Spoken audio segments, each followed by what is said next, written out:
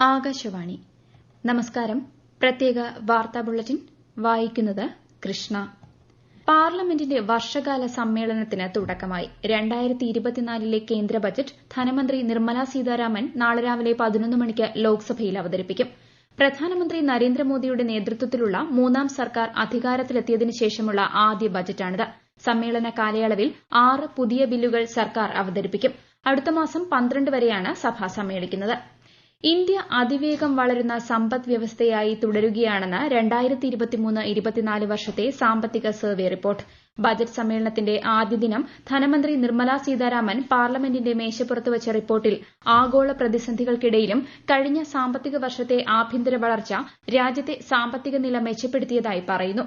2024-25 സാമ്പത്തിക വർഷം ഇന്ത്യയുടെ യഥാർത്ഥ GDP 7% വരെ വളരും. 2025 സാമ്പത്തിക വർഷത്തിൽ പണപ്പെരുപ്പം 4.5% ആയിരിക്കുമെന്നാണ് RBI കരുതുന്നത്. 2026 സാമ്പത്തിക വർഷത്തിൽ ഇത് 4.1% താഴുമെന്നും റിസർവ് ബാങ്ക് കണക്കുകൂട്ടുന്നതായി സർവേയിൽ പറയുന്നു. രാജ്യത്തിന്റെ സാമ്പത്തിക മേഖലയുടെ ശക്തിയാണ് സാമ്പത്തിക സർവേയിൽ പ്രകടമാകുന്നതെന്ന് പ്രധാനമന്ത്രി നരേന്ദ്രമോദി. സർക്കാർ നടപ്പാക്കിയ വിവിധ പരിഷ്കാരങ്ങളുടെ ഗുണഫലങ്ങൾ സർവേ റിപ്പോർട്ടിൽ പ്രതിഫലിക്കുന്നതായും അദ്ദേഹം സമൂഹമാധ്യമത്തിൽ കുറിച്ചു. കർണാടകയിലെ ഷിരൂരിൽ മണ്ണിടിച്ചിലിൽ കാണാതായ കോഴിക്കോട് സ്വദേശി അർജുനായുള്ള തിരച്ചിൽ 7ാം ദിനവും വിഫലം. റഡാർ സിഗ്നൽ പ്രകാരം കരയിൽ തിരച്ചിൽ നടത്തിയെങ്കിലും ലോറി കണ്ടെത്താനായില്ല. വിദഗ്ധരുടെ നേതൃത്വത്തിൽ ഗംഗാവലി നദി കേന്ദ്രീകരിച്ചാണ് ഇനി തിരച്ചിൽ നടത്തുക. കേരളത്തിൽ നിപ ജാഗ്രത കർശനമാക്കി ആരോഗ്യവകുപ്പ്. സമ്പർക്ക പട്ടികയിലുള്ള 9 പേരുടെ പരിശോധനാ ഫലം നെഗറ്റീവാണെന്ന് ആരോഗ്യമന്ത്രി വീണ ജോർജ് അറിയിച്ചു. സമ്പർക്ക പട്ടികയിൽ തിരുവനന്തപുരം, പാലക്കാട് ജില്ലകളിലുള്ളവരും ഉൾപ്പെട്ടിട്ടുണ്ടെന്നും മന്ത്രി പറഞ്ഞു. നെയ്യാറ്റിൻകര ജനറൽ ആശുപത്രിയിൽ കുത്തിവയ്പ് നൽകിയതിന് പിന്നാലെ മരിച്ച മലയൻകീഴ് സ്വദേശിനി കൃഷ്ണയുടെ വീട് മുൻ കേന്ദ്രമന്ത്രി വി മുരളീധരൻ സന്ദർശിച്ചു.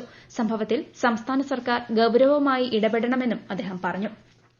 കുടുംബശ്രീയുടെ നേതൃത്വത്തിൽ പുഷ്പകൃഷിക്കും പച്ചക്കറി കൃഷിക്കുമായി നടത്തുന്ന നിറപൊലിമ ഓണക്കനി പദ്ധതികളുടെ സംസ്ഥാനതല ഉദ്ഘാടനം മന്ത്രി MP രാജേഷ് നാളെ നിർവഹിക്കും. CK ഹരീന്ദ്രൻ MLA അധ്യക്ഷത വഹിക്കും. ജനാധിപത്യ രാജ്യത്ത് മാധ്യമങ്ങൾക്ക് സുപ്രധാന സ്ഥാനമുണ്ടെന്ന് മന്ത്രി രാമചന്ദ്രൻ കടന്നപ്പള്ളി. കണ്ണൂർ പുഷ്പോത്സവത്തിന്റെ ഭാഗമായുള്ള മാധ്യമ പുരസ്കാരങ്ങൾ വിതരണം ചെയ്യുകയായിരുന്നു അദ്ദേഹം. ശ്രവ്യമാധ്യമ വിഭാഗത്തിൽ സമഗ്ര സംഭാവനയ്ക്കുള്ള പുരസ്കാരം കണ്ണൂർ ആകാശവാണി നിലയം അസിസ്റ്റന്റ് ഡയറക്ടർ KV ശരത് ചന്ദ്രനും ശ്രവ്യമാധ്യമ വിഭാഗത്തിലെ മികച്ച റിപ്പോർട്ടിംഗിനുള്ള പുരസ്കാരം ആകാശവാണി കണ്ണൂർ ജില്ലാ പ്രതിനിധി KO ശശിധരനും ഏറ്റുവാങ്ങി. ഇടുക്കി ചിന്നക്കനാലിൽ കാട്ടാനയുടെ ആക്രമണത്തിൽ കൊല്ലപ്പെട്ട കണ്ണന്റെ കുടുംബത്തിനുള്ള സംസ്ഥാന സർക്കാരിന്റെ ധനസഹായം A രാജ MLA കൈമാറി. സർക്കാർ പ്രഖ്യാപിച്ച 10 ലക്ഷം രൂപയിൽ 5 ലക്ഷം രൂപയാണ് അടിയന്തരമായി കണ്ണന്റെ മകൾ സെൽവിക്ക് കൈമാറിയത്. കോഴിക്കോട് രാമനാട്ടുകര വെങ്ങളം ബൈപ്പാസിൽ പാലോറമല ജംഗ്ഷനടുത്ത് വെള്ളക്കെട്ട് പ്രശ്നത്തിന് 15 ദിവസത്തിനുള്ളിൽ താൽക്കാലിക പരിഹാരമെങ്കിലും കാണണമെന്ന് മന്ത്രി AK ശശീന്ദ്രൻ കരാറുകാരോട് ആവശ്യപ്പെട്ടു. സ്ഥലം സന്ദർശിച്ച ശേഷം അവലോകന യോഗത്തിൽ സംസാരിക്കുകയായിരുന്നു മന്ത്രി. സംസ്ഥാനത്ത് കോളേജുകളിൽ ആധുനിക വികസനത്തോടൊപ്പം അക്കാദമിക് ഉള്ളടക്കത്തിൽ മാറ്റം വരുത്തേണ്ടതുണ്ടെന്ന് മന്ത്രി R ബിന്ദു.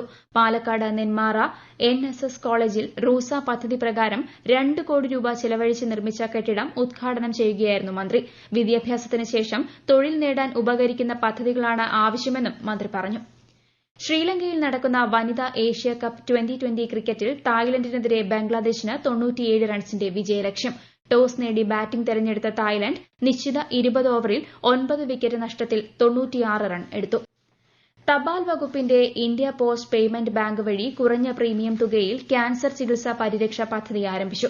പരമാവധി 3 ലക്ഷം രൂപ വരെയാണ് ക്യാൻസർ ചികിത്സാ പരിരക്ഷ. പോളിസി അനുവദിച്ച് 180 ദിവസത്തിന് ശേഷം ക്യാൻസർ പരിരക്ഷ ലഭിക്കും. India post payment bank savings അക്കൌണ്ടുള്ള 18 മുതൽ 50 വയസ്സുവരെ പ്രായമുള്ളവർക്ക് പദ്ധതിയിൽ ചേരാനാകും. പ്രധാനമന്ത്രി നരേന്ദ്രമോദിയുടെ പ്രതിമാസ റേഡിയോ പ്രഭാഷണ പരിപാടിയായ മൻ കി ബാത് ഈ മാസം 28-ന്. മൻ കി ബാത്തിന്റെ 112ാം പതിപ്പാണിത്. പൊതുജനങ്ങൾക്ക് പരിപാടിയെക്കുറിച്ചുള്ള അഭിപ്രായങ്ങളും ആശയങ്ങളും MyGov നമോ ആപ്പ് വഴിയും 1800-117800 എന്ന ടോൾ ഫ്രീ നമ്പറിലും വെള്ളിയാഴ്ച വരെ അറിയിക്കാം. വിദ്യാർത്ഥികൾക്ക് വിതരണം ചെയ്യാൻ LSS USS സ്കോളർഷിപ്പ് കുടിശ്ശിക 27.61 കോടി രൂപ അനുവദിച്ചതായി മന്ത്രി വി ശിവൻകുട്ടി. പരീക്ഷ ഭവൻ വികസിപ്പിച്ചെടുത്ത പോർട്ടലിൽ മുഴുവൻ വിവരങ്ങളും രേഖപ്പെടുത്തിയ 45,362 കുട്ടികൾക്ക് 10.46 കോടി രൂപ വിതരണം ചെയ്യാനുള്ള നടപടികൾ ആരംഭിച്ചതായും മന്ത്രി പറഞ്ഞു. പ്രത്യേക വാർത്താ ബുള്ളറ്റിൻ കഴിഞ്ഞു. അടുത്ത വാർത്താ പ്രക്ഷേപണം നാളെ രാവിലെ 6:45-ന്.